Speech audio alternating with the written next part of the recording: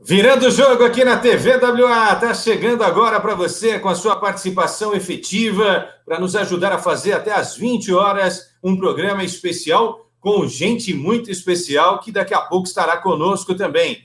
Se você quiser, você pode acompanhar o programa lá no canal que eu tenho no YouTube, Quesada Esportes. É simplesinho, entra lá no YouTube, Quesada Esportes, você já fica ligado também no nosso programa de hoje. Tem vários temas importantes que serão abordados a partir de agora, inclusive um deles que é a nossa enquete. A nossa enquete hoje vai tratar de um tema que está criando uma polêmica muito grande, já saiu da esfera do Rio de Janeiro, porque o estádio do Maracanã está no Rio de Janeiro, e agora todo o Brasil, né, a torcida brasileira, os torcedores, os apaixonados pelo futebol, estão falando a respeito desse tema. A Assembleia Legislativa do Rio de Janeiro aprovou um projeto para a mudança de nome do estádio do Maracanã, de Mário Filho, o jornalista Mário Filho, para Rei Pelé. Você mantém o nome Mário Filho ou você troca para Rei Pelé? A nossa enquete, você vai até o meu Twitter, @LeandroQueçada, e também pode responder a essa pergunta. Olha, é um lance polêmico, hein? Eu já tenho a minha opinião, daqui a pouco você vai ficar sabendo, e dos meus convidados especiais também. Já já, a CBF não vê problema algum em manter os campeonatos aqui pelo Brasil, a Copa do Brasil e os campeonatos estaduais. Aqui em São Paulo, o governador do estado de São Paulo hoje não oficializou a paralisação do Campeonato Paulista, que, portanto, seguirá. Marinho eleito o melhor jogador da América. Cristiano Ronaldo de saída da Juventus. E vimos aí no clipe, além dos gols do Santos, que bela vitória ontem do Santos, o Cometa Haaland, que é imparável. Esses e outros temas a partir de agora no Virando o Jogo. Produção, por favor, coloque na tela, que às vezes demora um pouco para carregar a tela, né? Está explicado. Com Fernandinho Caetano e Dorival Júnior, aí demora pelo menos uns 3 minutos a abertura para carregar a tela. Por isso que eu dou aquela enrolada, falo tudo que o programa vai ter. Fernandinho, seja bem-vindo. Olha o homem aí, hein? A gente estava falando que ele é um vitorioso, e ele é mesmo, em todas as situações, dentro e fora do futebol. Dorival, seja bem-vindo. Prazer tê-lo aqui no nosso Virando o Jogo da TV WA. Boa tarde, Fernando. Boa tarde, Leandro. É uma satisfação, um prazer poder estar participando. Obrigado aí pelas palavras. Eu guardo no coração, pode ter certeza. Grande, Dorival. Muito obrigado pela presença. Dorival vai ficar com a gente aí para ser um comentarista também, né? Falar da carreira dele, mas comentar assuntos importantes, até porque a vivência do Dorival nos ajuda a compreender alguns movimentos do nosso esporte brasileiro, do nosso futebol, em meio a essa pandemia. Fernando Caetano, seja bem-vindo, Fernandinho. Grande Quesada, grande Dorival Júnior, um abraço para vocês dois, para todos que estão em casa nos acompanhando em mais essa edição do Virando o Jogo aqui na TV WA. E hoje a Federação Paulista de Futebol conseguiu virar o jogo porque o Ministério Público, o governo do estado sinalizavam aí por uma provável paralisação do campeonato estadual aqui em São Paulo, mas a federação, como eu disse, conseguiu virar o jogo, então a bola segue rolando no estadual aqui em São Paulo, e um prazer estar com vocês aqui, Quesada, a gente bater um papo com o Dorival Júnior, falar sobre o mundo do futebol nesta quarta-feira, Quessadinha. Vamos começar com esse tema, mas antes eu quero saber a opinião do Dorival, a sua, e você que está acompanhando o telespectador, vá até o meu Twitter, @LeandroQueçada, use a hashtag Virando o Jogo e responda se você considera que o estádio do Maracanã deva continuar com o nome Jornalista Mário Filho ou que ele deva mudar para Rei Pelé. Dorival, vou começar com você, depois passo pelo Fernandinho e arremato também a pergunta de hoje, a enquete de hoje do Virando o Jogo. É para mudar, não é para mudar? Tem que ser Rei Pelé? Ou você manteria Jornalista Mário Filho, que é o nome do estádio há 71 anos? Exatamente. E acredito que não por um acaso. Com merecimentos, por toda a história de uma pessoa ímpar na sua profissão e que tem o reconhecimento de muitos. Ouvi falar muito sobre ele e realmente eu acho que foi uma justa homenagem. Eu acredito, Leandro, que todos os estádios do Brasil deveriam ter um codinome, e esse seria, sim, Edson Arantes do Nascimento. lógico que seria uma bela homenagem a tudo que representa e representou a bela história do Pelé. Mas eu acho que se foi iniciado dessa maneira, nós teríamos que respeitar e mantemos. A não ser que não fosse dado o nome de Edson Arantes do Nascimento, sem que fosse retirado também o nome de Mário Filho. Eu vejo por esse prisma, porque eu entendo que é uma sumidade se falar em Pelé. E, olha, eu acho que todo e qualquer tomada de posição em relação ao reconhecimento do nome do Edson Arantes do Nascimento, ela é mais do que válida. Agora, eu acho que foi inaugurado dessa forma e acredito que teria que ser respeitado. Pois é, opinião importante, forte, não é? Segura aí do Dorival Júnior. Fernandinho, fale e depois eu arremato também essa pergunta que está lá no meu Twitter, Leandro Quessari. E aí, Fernandinho, mudaria ou não mudaria? Eu não mudaria, assino embaixo tudo que o Dorival disse, também concordo. Acho que o nome Mário Filho foi ali dado originalmente, já há muitas décadas, merecidamente, homenagem ao jornalista. Então, eu acho deselegante você mudar o nome agora do estádio. Eu já não tinha gostado, Quezada, quando mudaram o nome do estádio do Engenhão, né? Que começou como Engenhão, porque é no bairro Engenho de Dentro, ali no Rio de Janeiro, mas originalmente era Estádio Olímpico João Avelange. Depois houve a mudança para o estádio Newton Santos, já que o Botafogo passou a administrar o estádio e colocou o nome de um dos ídolos do clube. Mas eu acho deselegante. Eu, portanto, então, sou o contrário, manteria o nome Mário Filho, embora, claro, Pelé mereça todas as homenagens possíveis, mas em outras obras, em outras oportunidades.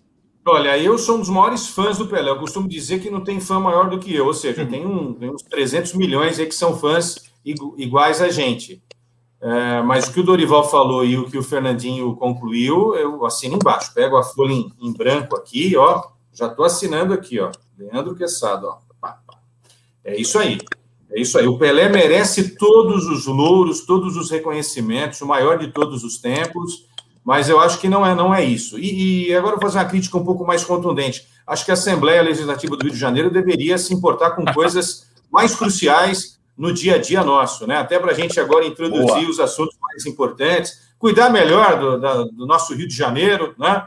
Dorival morou um tempo lá, trabalhando lá, eu morei lá 5 anos, o Fernandinho viajando conhece muito bem o Rio de Janeiro, então acho que há coisas mais importantes e cruciais, né, Dorival e Fernandinho, para serem tratadas do que tentar mudar o nome do estádio do Maracanã. Deixa lá como Mário Filho, isso não vai diminuir a importância do Pelé. O Santos está para construir um estádio, acho que o Santos logo constrói um estádio, ou reforma a Vila, pode até colocar ali Rei Pelé, né, que seria aí muito justo, e aí é uma decisão do Santos. Tenho certeza que todo santista apaixonado gostaria de ter o nome do estádio Rei Pelé, mas a Assembleia deveria cuidar de outras coisas mais urgentes no nosso Rio de Janeiro.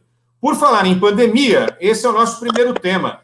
Ô, Dorival, você tá ok? Você teve coronavírus, né? Como é que foi esse período? A gente ficou de longe aqui, mas torcendo por você. É bom vê-lo aí forte, firme, mas foi barra, né, durante esse período. Conte pra gente. Olha, Quezada, para mim, graças a Deus, eu não tive, assim, problema nenhum. Tanto é que eu estava dando treino, quando o doutor fez um sinal, me tirou do trabalho, falou, ó, vai para casa que o teu exame deu positivo. E, olha, não teve desdobramento nenhum.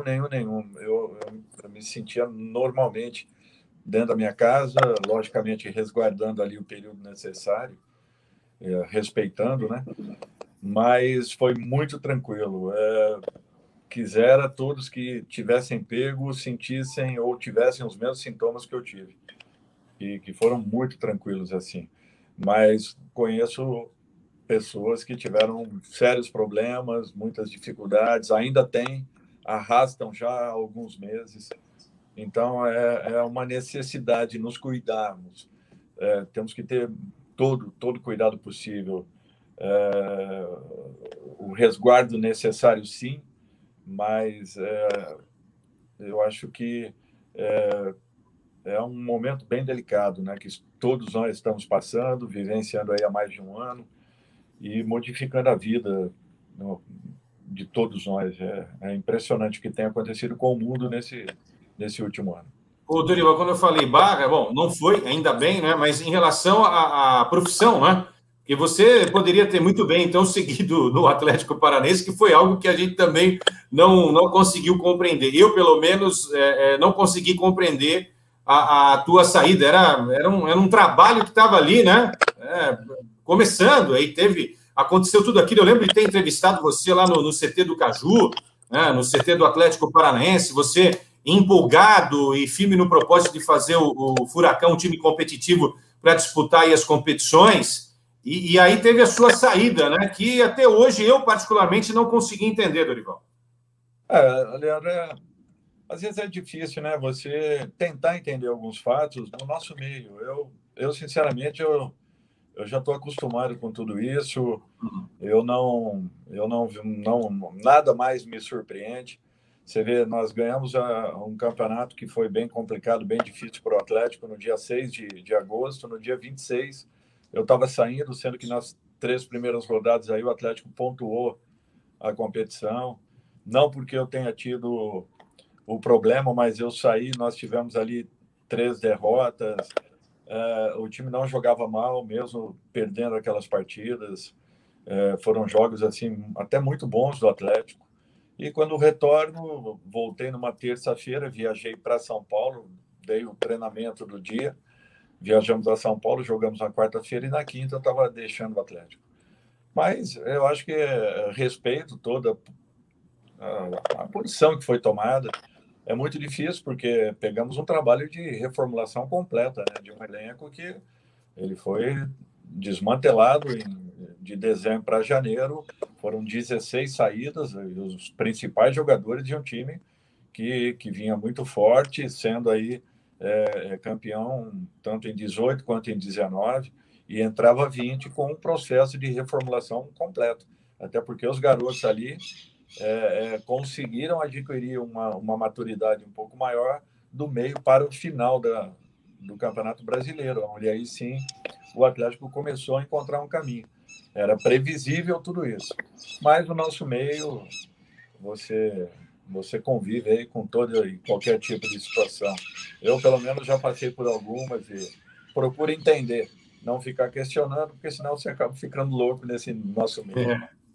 Ô, Fernandinho, você que acompanhou bastante o Atlético, o Fernandinho, inclusive, quando a gente estava na Fox, trouxe em primeira mão a contratação do Pablo pelo São Paulo, né? Lembra? A gente estava no expediente lá com o João Guilherme, o Fernandinho entrou. Era um dia de jogo, né? Era um dia de jogo acho que do São Paulo. Não, sorteio de Libertadores. De Libertadores, né? Aí o Fernandinho trouxe a informação. E aí, Fernandinho, é o seguinte, o Dorival já pegou um Atlético sem Lodi, Rony, Pablo, Rafael Veiga, Léo Pereira, foram 16, 17 jogadores. Estou falando aqui dos mais destacados, né? Fora os outros, né? Que poderiam ter sido importantes também nesse processo. Não é fácil, né, Fernandinho, pegar um time que a gente sabe que era muito bom, mas sem essas figuras, e ter que praticamente remontar essa equipe, algo que não se faz em um dia, né? Se faz com um determinado período. É verdade, não é fácil, não. O Dorival pegou esse momento de transição e a gente sabe que ali no Atlético Paranaense também, com as questões dos dirigentes, muita pressão, a situação não é fácil. Agora, Dorival, você está nesse período aqui de quarentena, está em São Paulo, você está se resguardando aqui nesse período de isolamento, estão pintando propostas para você voltar a trabalhar? A intenção é essa, voltar a trabalhar agora? Ou você acha que nesse momento de pandemia, de repente, é melhor esperar um pouco? Como é que você está vivendo esse momento, Dorival? Fernando, não, eu moro em Florianópolis. Eu já estou há quase 18 anos em Florianópolis. Eu fico aqui. Quando não estou em atividade, fico por aqui. Eu tive algumas situações aí ao longo desse final de ano, né, que foi justamente o momento que eu acabei saindo do Atlético, mas eu estava tentando uma saída para fora. Eu nunca tive uma oportunidade fora do país. Eu estava aguardando, porque em 4 momentos que eu estava com trabalhos, aconteceram essas propostas. E a última delas eu havia assumido um compromisso com o Flamengo. Uma semana, 10 dias depois, esse mesmo rapaz que me procurou novamente confirmou a proposta que havia apresentado 10, 15 dias antes. Então, eu acabei não tendo condições de segurar um pouco, porque era uma situação que carecia ali de uma decisão rápida. E eu acabei assumindo o Flamengo antes do Abel, né, em 2018, finalizando ali o Campeonato Brasileiro. Então, agora eu resolvi tomar uma outra atitude, esperar um pouco para ver se acontecia, porque eu gostaria, sim, de ter uma experiência fora do país. Eu nunca tive essa oportunidade. Já aconteceram convites, mas nunca confirmados. Acabou novamente não acontecendo. Então, é natural que agora, finalizando o ano, né, entramos aí praticamente na primeira semana depois da finalização do Campeonato Brasileiro, nós, a partir de agora, aguardamos aí por uma condição. Mas, assim, sem pressa também, respeitando todo o movimento, todo o processo que está acontecendo, porque não é fácil você assumir um clube nesse momento sem condições de poder trabalhar com os atletas. Eu acho que esse é um fato também que vai pesar muito esse ano e vai complicar a vida de muitos profissionais que hoje estão na ativa no nosso país. Estamos entrevistando Dorival Júnior, técnico de futebol, ao vivo aqui na TV WA e também no meu canal lá no YouTube, Quesada Esportes. Emende mais uma aí, Fernandinho. Olha essa foto, Quesada. Olha, agora a foto. Linda foto, linda foto. Na tela. Queria que o Dorival comentasse essa foto. Coisa linda. Essa foto é 2014, né? Lá no Palmeiras, eu recebo uma visita aí inesperada. E tudo acontecia ao contrário, né? Porque quando eu era garoto, eu não via o momento de chegarem aí as férias de julho, de novembro, dezembro, para poder estar em São Paulo e poder vivenciar o dia a dia do clube, do Palmeiras, né? Já que eu ia em todos os treinamentos com ele. E, de repente, como treinador do Palmeiras, eu recebo aí a visita do seu Olegário. Foi muito legal. Até os mais jovens que não conhecem o Dudu, né? Dudu. Pensadinha. Dudu Ademir da Guia. Jogavam um pouco os dois, né? Hein, Dorival? Marcaram história, né, Leandro? Não, porque hoje você sabe, hoje o futebol, o Edmundo falava isso pra gente, né? O Edmundo ironizava brincando assim, eu sou de Sandy Júnior pra cá, ou seja, dizendo assim, de 90 pra cá. O que aconteceu de 90 pra trás, ninguém mais quer saber, ninguém vai mais atrás, ninguém estuda. Nós temos um problema também de educação no país, e isso, claro, que reflete no futebol, porque as pessoas não sabem quem foi o Pelé, Dorival. Estão falando de Dudu e Ademir da Guia, mas não sabem quem foi o Pelé, não estudam, não param para ver, não param para ler, não param para ver os DVDs, entrar agora no YouTube, no Google, é tão fácil, é só digitar o nome do cara lá e conhecer um pouco da carreira, né? É um problema sério, Dorival. Mas eu vou até abrir aqui um comentário com você. Eu tinha 6, 7 anos, eu era mascote da Ferroviária. Meu pai era diretor de futebol da Ferroviária. E foi por 4, 5 anos.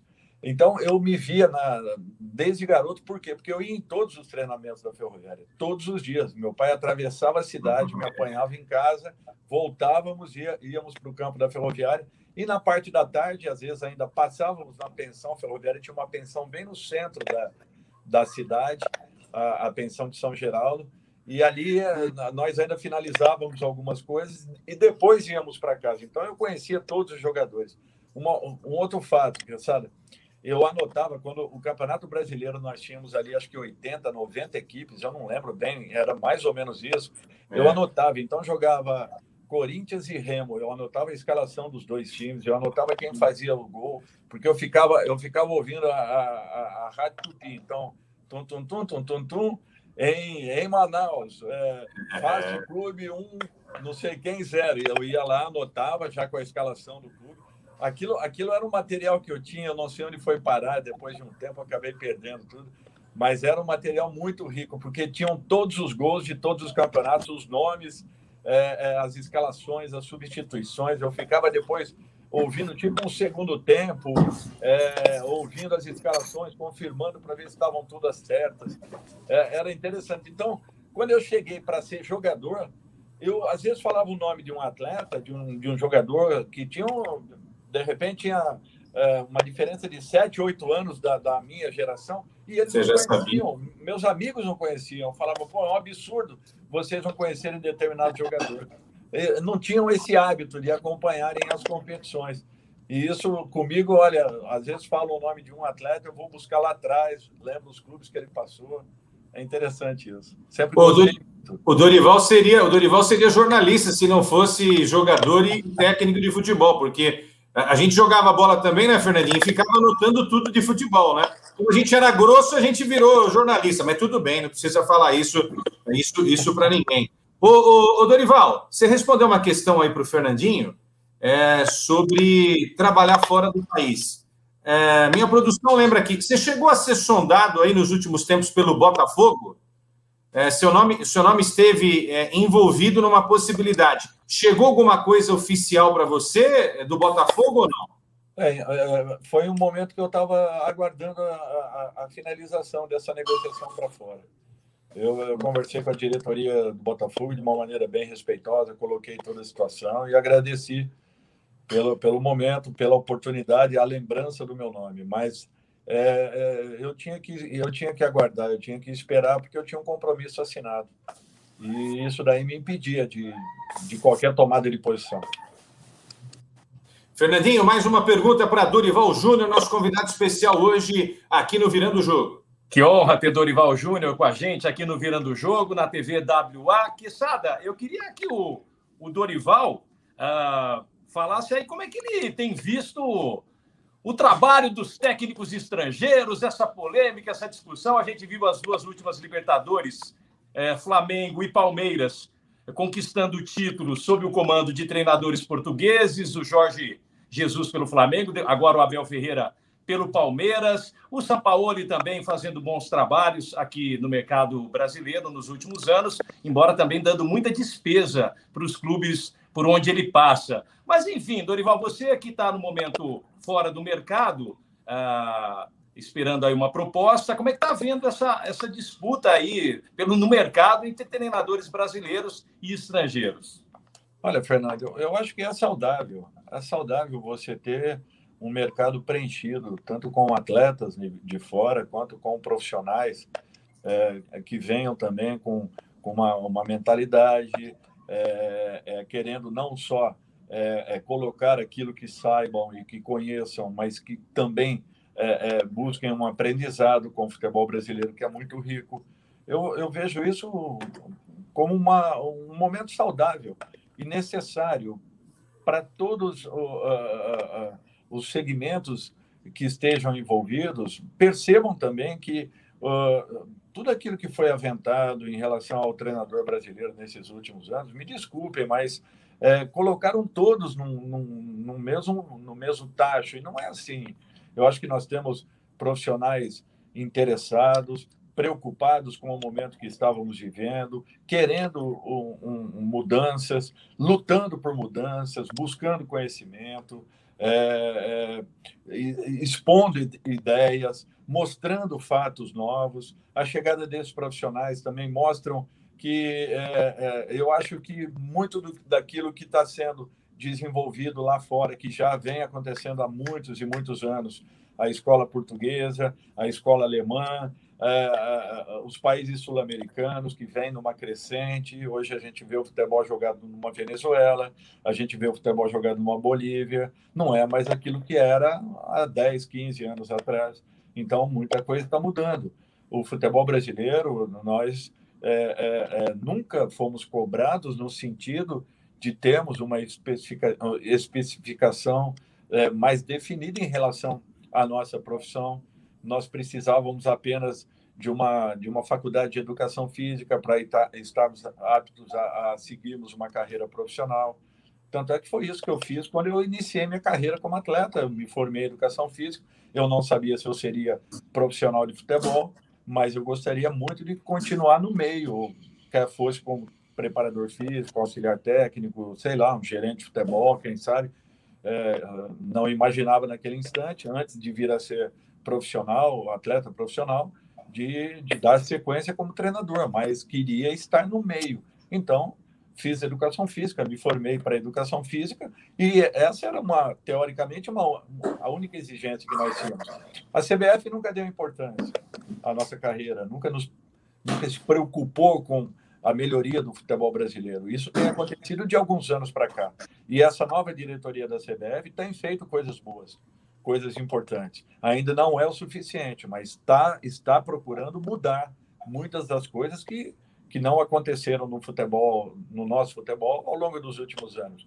Então, eu acho que hoje nós temos visto aí também garotos muito bem preparados, que estão chegando no mercado, e isso é bom, faz com que todos que estejam envolvidos estejam também buscando um resgate daquele momento que nós já vivenciamos lá atrás, onde os profissionais, de modo geral, brasileiros eram muito respeitados e continuarão sendo, porque os trabalhos aqui dentro não são fáceis. Você vê um reconhecimento do Abel, que ganha 2 competições, percebeu o quanto é difícil e dificultoso você ter êxito no futebol brasileiro, e quando acabou uma delas, colocou vários pontos aí que faz com que nós repensemos aquilo que está acontecendo hoje no futebol do nosso país. E é uma realidade, coisa que nós já temos pontuado há muitos anos. A quantidade de jogos, o pouco tempo de recuperação, os poucos trabalhos. Você, dentro de uma competição, você não tem como treinar a sua equipe, você só tem como recuperá-la, teoricamente, para o jogo seguinte. E isso ele está sentindo com apenas 5, 6 meses no nosso país. Por sinal, um profissional sério, um profissional respeitoso, um cara que chegou aqui tranquilo, fazendo o seu trabalho, ganhou 2 competições importantíssimas com uma das 4 melhores equipes do futebol brasileiro nos últimos anos, e mesmo assim teve a coragem de pontuar alguns pontos que são importantes e que tem feito uma diferença muito grande nesse momento que nós estamos vivendo no futebol nacional. E em cima disso, Dorival, aproveitando o gancho da pergunta do Fernandinho, existe de fato um preconceito, não é, Fernando, Dorival e amigos, que às vezes a gente não sabe de onde vem, mas a gente sabe que existe. Preconceito normalmente é assim, né? Seja ele de qualquer tipo, em qualquer esfera, enfim, a gente sabe que existe, mas a gente às vezes não consegue entender por que se alimenta isso. E aí você dá uma olhada para fora, o preconceito não é só aqui dentro não, Dorival, lá fora também, talvez porque a gente contamine a ideia lá de fora de que os nossos técnicos não servem. Porque, por exemplo, hoje eu vejo tão difícil um técnico brasileiro dirigir uma equipe argentina, não porque não tem a capacidade, não é isso, mas por causa desse preconceito que cria uma barreira. E quando a gente fala de um argentino vir para o Brasil, a gente já começa a encarar com uma naturalidade, né? Um português, um argentino, um técnico de uma outra nacionalidade. Então, quer dizer, isso não é só do Brasil, não é? A gente não consegue quebrar uma barreira fora do país. Por que não imaginar o Dorival trabalhando num clube da Europa? Por que não? Já que a gente vê o Sampaoli vindo para cá e agora voltando para a Europa também, né? O Galhardo fazendo um baita trabalho no River, a qualquer instante pode vir aqui para o Brasil ou pode também trabalhar na Europa. Então, quer dizer, esse preconceito não é só aqui caseiro, Dorival. É um preconceito contra o profissional que veste a pele de técnico lá fora também. Né? Eu não sei, eu vejo dessa forma também. Não sei te explicar por quê, mas existe esse preconceito. Não, eu concordo com você, Quesada. Nos últimos 15 anos, 20, o futebol brasileiro pagou muito bem. E não era vantajoso um treinador nacional sair para um clube, quer fosse argentino, quer fosse paraguaio, uruguaio. Por quê? Porque a valorização ela acontecia aqui dentro. Então, não era interessante. Eu vi, às vezes, alguns clubes virem atrás de determinados profissionais e depois conversando com esses profissionais, eles falavam, olha, me fizeram uma proposta que é nem metade do que eu ganho aqui no país. E isso aí foi fechando algumas portas para todos nós. Nós tínhamos também o mercado árabe, que era o mercado onde, em 20 equipes, 12 equipes, né, desculpem, nós tínhamos aí pelo menos 6, 7, às vezes 8 profissionais brasileiros trabalhando. Nós tínhamos o mercado asiático, Agora, foi gerado um problema pela ineficiência e pelo menosprezo, me desculpem, mas é a realidade da CBF. A CBF nunca se preocupou com isso. Enquanto a licença argentina ela era reconhecida na Europa pela UEFA, e isso já há mais de 15 anos, a nossa licença ela só passou a ter validade esse ano. Então, isso nos impedia, inclusive, por quê? Porque a UEFA depois fez uma parceria com o mercado árabe, fez uma parceria com o mercado asiático, e hoje só entram no mercado árabe, asiático e principalmente o mercado europeu aqueles que têm a chancela da UEFA. E os nossos cursos, ministrados pela CBF, autenticados pela Conmebol, não eram reconhecidos até então.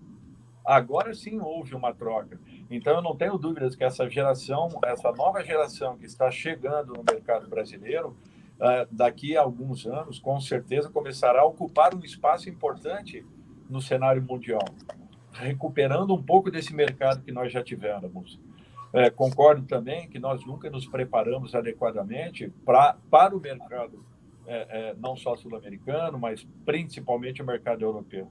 Isso foi um erro muito grande e grave de todos nós profissionais, mas em razão também de não termos uma exigência dentro do nosso país com relação a uma melhoria das nossas funções, a um crescimento profissional necessário. Quem nos ensinou foi a vida, foram os treinadores que vieram um pouco antes, que nos abriram o mercado, que nos mostraram muitas coisas, que fizeram com que nos alertássemos e corrigíssemos algumas coisas. Então, eu acho que tudo isso também tem que ser muito bem pensado. Por isso que eu acho que o treinador brasileiro ele tem valor, porque, olha, não é fácil você competir em igualdade de condições com os profissionais que nós temos lá fora, que nós vemos lá fora. Agora, a forma como eles são tratados, a maneira como é conduzido os trabalhos fora do nosso país, principalmente pelo mercado europeu, eles dão mostras de que você só encontra um caminho tendo segurança, repetindo algumas temporadas para que os resultados aconteçam. Olha o que aconteceu com o Klopp aí, que é um belíssimo treinador. Ele ficou 4 anos num grande clube europeu para poder ter uma grande conquista. Que treinador brasileiro passaria mais de 4 meses num clube brasileiro sem que tivesse uma grande conquista? Já tendo conquistas, você acaba ficando numa corda bamba. Imagina se não tivéssemos, como aconteceu com o Klopp, como aconteceu. Ele já tinha ficado no Borussia, né? Exatamente. Olha o que aconteceu com a Alex Ferguson. Da mesma forma, no final do terceiro para o 4º ano, que ele ganha a primeira competição de importância. E depois acaba ficando 23 anos à frente do Manchester. Então, isso tudo nós sempre brigamos. Os nossos trabalhos eles são avaliados por semanas de trabalho. Então, me desculpem, mas ninguém consegue avaliar e nem implantar, desenvolver uma metodologia, implantar alguma coisa que pense realmente para futebol em 2, 3 meses. O futebol você precisa... por isso que às vezes nós não conseguimos entender como que um treinador chega e parece que liga na tomada, aquilo bate e sai gerando resultado. Sabe por que isso? Porque ele não teve a primeira etapa, ele não passou pela primeira etapa de montagem, ele não teve a segunda etapa, que é a correção de rumo, ele participou da terceira e quartas etapas. Ou seja, o momento em que a equipe já está pronta, quase pronta, precisa de um ajuste aqui ou ali para que possa gerar resultados.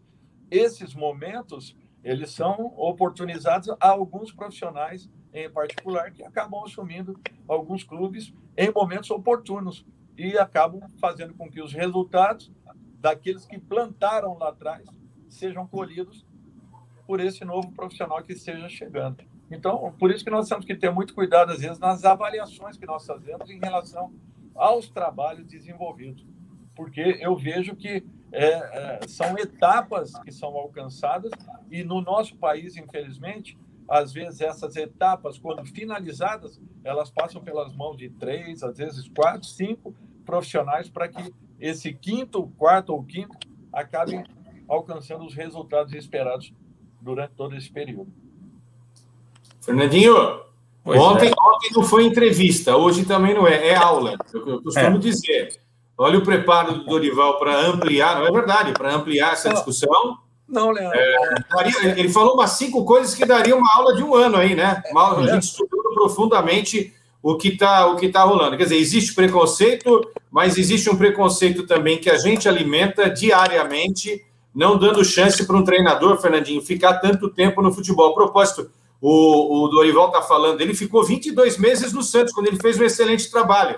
22 meses. E a gente comemorou, né? E a gente comemorou, falou, puxa vida, um técnico conseguiu ficar quase 2 anos no time. Fizeram um bolo para mim quando eu atingi 1 ano lá no Santos. Eu falei, mas o que é isso? Ele falou, que você está completando 1 ano. Então, isso daí há muito tempo não acontecia no Santos. Então eu te falo assim, olha, esses 20 meses no Santos, né? 20 e poucos 22, meses. 22 meses. Não, eu gastei 3 milhões no Santos em contratações. Foram Giamota, Luiz Felipe, contratamos... olha, eu não me lembro... contratamos o Bruno Henrique quando nós perdemos o Gabigol. Foi a única contratação assim de um maior investimento.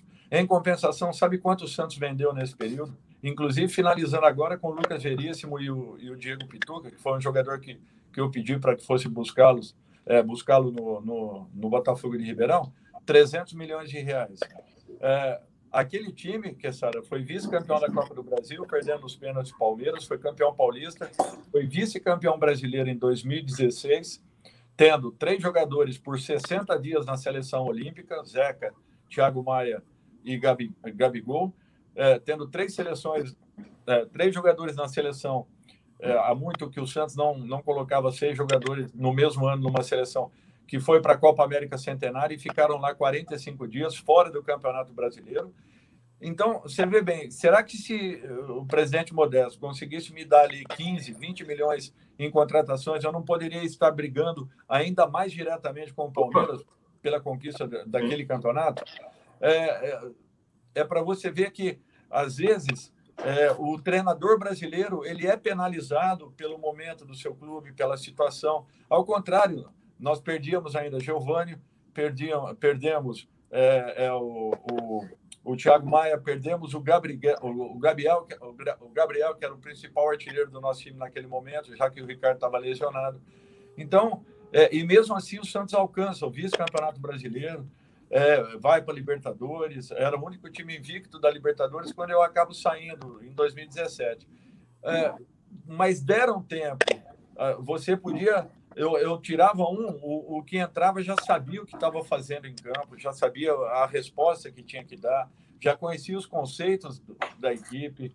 É por isso que eu te falo que é uma diferença muito grande em relação àquilo que nós, treinadores brasileiros, temos que fazer em tão curto espaço de tempo e aquilo que alguns treinadores alcançam com um período maior ou finalizando um processo que já foi iniciado, corrigido, melhorado por outros profissionais, por outros treinadores. Sem dúvida. A longo prazo é uma saída, sem dúvida alguma. Fernandinho, mais 2 questões aí com o nosso convidado especial hoje, Dorival Júnior. Depois a gente vai para a reta final com as últimas outras 2 questões. O Wagner, telespectador, está dizendo o seguinte aqui, Fernandinho. Quero ver o Dorival num grande clube. Obrigado, Wagner, acompanhando também o nosso Virando o Jogo hoje com o Dorival Júnior. Vai lá, Fernandinho.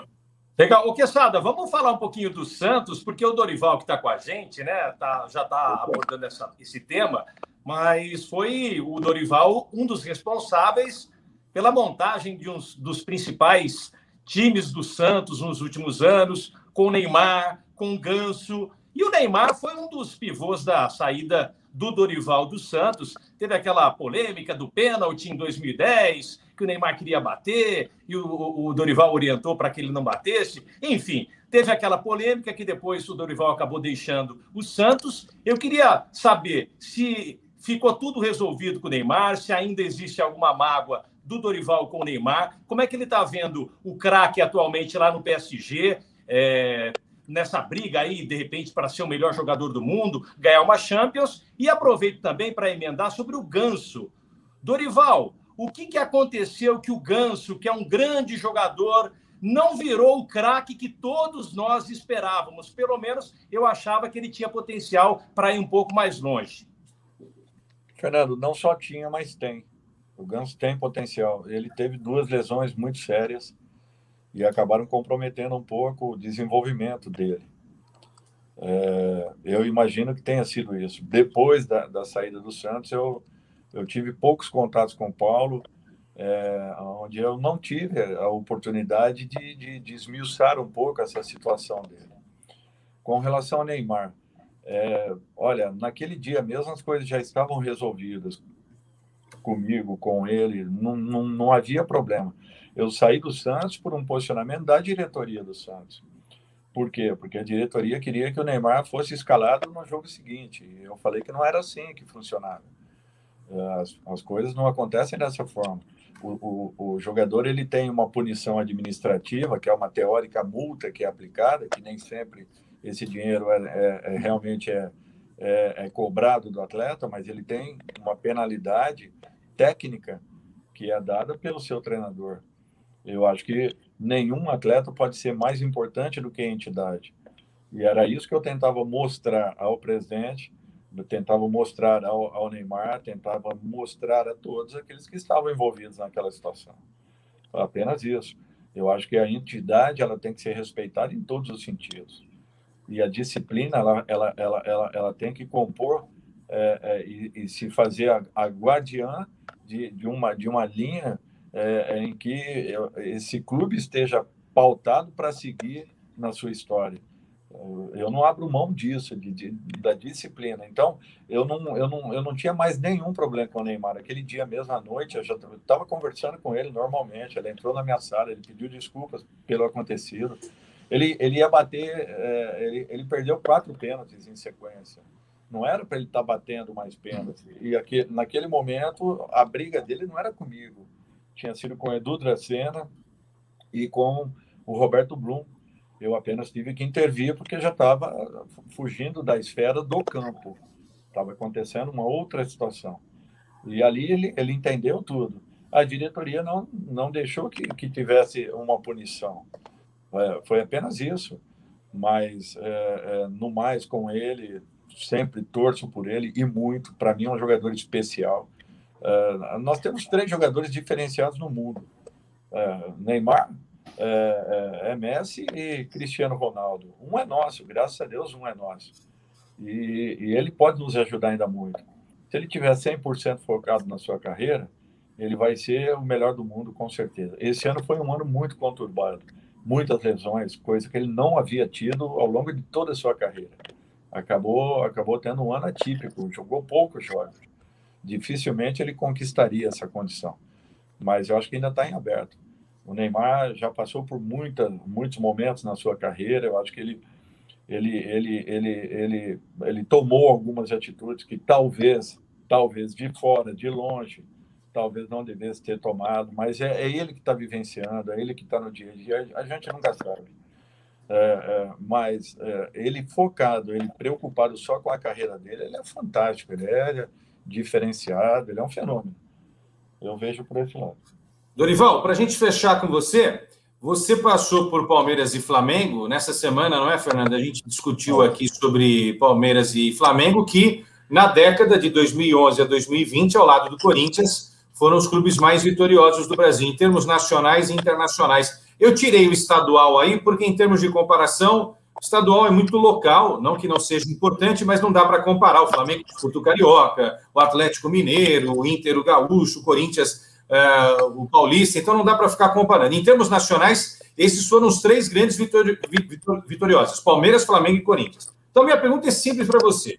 Você, quando passou pelo Flamengo e pelo Palmeiras, eles não eram organizados como eles estão agora. Isso é fato, né? Viu você lá no Palmeiras, inclusive você salvou o Palmeiras. No Flamengo, você poderia, de repente, até ter seguido, né? Chegou lá para apagar um incêndio. Hoje é diferente. Hoje você vê Palmeiras e Flamengo lá no topo. Concordamos com isso. Tá, você concorda com isso também. Mas qual é a outra força, fora essas duas, que pode, de repente, né, ganhar tanto quanto Palmeiras, Flamengo e Corinthians ganharam nessa última década. Lembrando que o Corinthians, né, ganhou bastante, esses últimos 2 anos não foram legais, mas nos 10 anos tem muita conquista importante, inclusive Libertadores e Mundial. Você vê, além de Palmeiras e Flamengo, quem para conseguir dominar o futebol brasileiro, Dorival? Bom, assim, Queixada, eu peguei os 2 clubes em momentos muito próximos, sim, muito iguais. Flamengo, em 2012, eu assumo a primeira vez o Flamengo na zona de rebaixamento do Campeonato Brasileiro.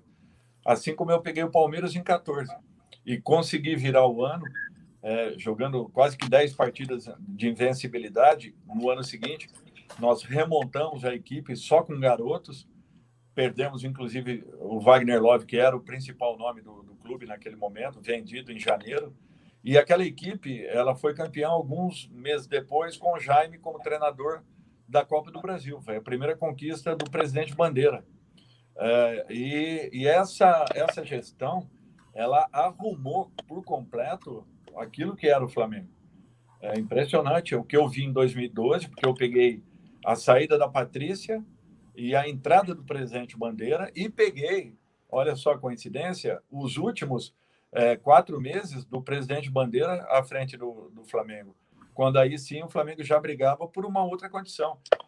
Já vinha lutando pelas melhores 4 posições em cada competição que disputava.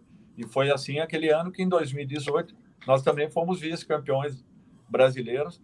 Eu peguei os últimos 13, 14 jogos, se não me falha a memória, conseguimos diminuir a diferença, mas não chegarmos no Palmeiras. Então, deu para ver a mudança que havia acontecido. O Palmeiras já era diferente. Estava finalizando a passagem do presente, que acabou antecedendo e que fez aquele brilhante trabalho no clube, que também modificou o Palmeiras de patamar, Paulo, e a entrada do Maurício vivenciando tudo aquilo que acabou sendo iniciado pelo presidente anterior. O Palmeiras mudou de patamar. Já naquele ano, 2015, nós jogamos as finais da Copa do Brasil com o Palmeiras.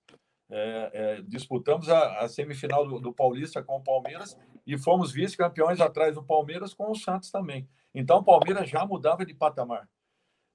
Eu tive muito próximo desses 2 momentos, desses 2 clubes. E eu fico feliz de poder ter auxiliado, ajudado de alguma maneira. Porque é aquilo que eu te falei, esse momento em que as coisas aconteçam, tem que conciliar um pouco de sorte, um pouco do dia de você estar no clube no momento adequado. Talvez isso ainda venha acontecer na minha carreira. Eu ainda espero poder também vivenciar um momento como esse. Eu deixei muitos trabalhos assim, quase prontos para uma finalização. E espero um dia receber aí, quem sabe, um desses trabalhos também, para que eu possa tentar finalizá-los como esses profissionais tiveram a felicidade de conseguirem. Agora, vamos lá. Eu acho que o Grêmio caminha num sentido de sempre estar brigando por conquistas. O Internacional pode começar a viver um novo momento. Eu vejo o Atlético, se conseguir resolver algumas situações internas também complicadas, financeiras, tem uma bela equipe que está sendo reforçada, o Atlético Mineiro. Eu acho que algumas equipes irão prevalecer. Palmeiras e Flamengo, pela estrutura montada, por tudo que vem acontecendo. Mas algumas equipes estão vindo por trás, seguindo ou procurando esse mesmo caminho que Palmeiras e Flamengo trilharam ao longo desses últimos anos. E a gente não pode descartar aqui. Nós temos grandes equipes no futebol brasileiro que, de repente, vivem anos dourados. Isso já aconteceu com várias delas, em momentos oportunos. Então, essa transição que, se for bem fomentada, vai manter esses 2 clubes por um longo período, mas vai proporcionar a alguns outros também a condição de estarem protagonizando no nosso futebol. Dorival, quero te agradecer muito. Foi um excelente papo, uma aula.